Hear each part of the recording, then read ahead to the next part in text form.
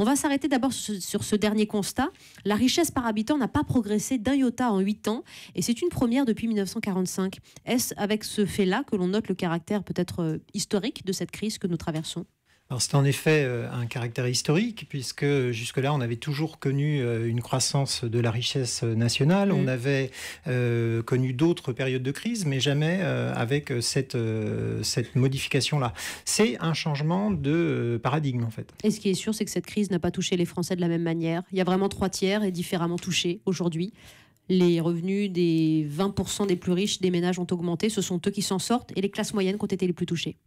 Alors, les classes les plus touchées, ce sont les classes les plus modestes. C'est elles qui ont subi le plus le chômage. C'est elles qui ont vu leur pouvoir d'achat diminuer de façon très conséquente. Mais ce qui se passe pour les classes moyennes, c'est qu'en fait, elles étaient inscrites dans un projet de société dans lequel on disait si tu travailles bien, si à l'école, si tu travailles bien dans l'entreprise, tu auras de plus en plus de revenus, ta carrière se progressera et donc tu auras une amélioration de tes revenus, tu pourras donc consommer plus.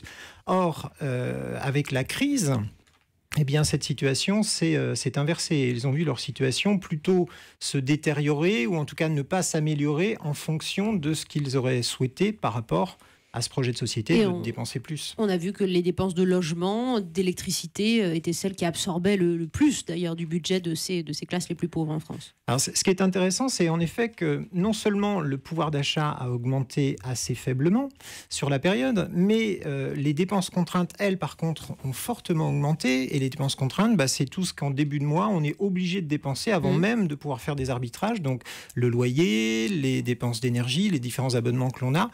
Et là, en effet, on est à plus de 30% de nos dépenses en début de mois qui sont contraintes en moyenne, mais c'est 50% chez les plus pauvres, alors que ça n'est que 20% chez les plus riches. Et de fait, aujourd'hui, un Français sur 2 s'estime moins à l'aise que ses parents au même âge, 54% de Français exactement, il n'était que 17% à le ressentir ainsi il y a 10 ans.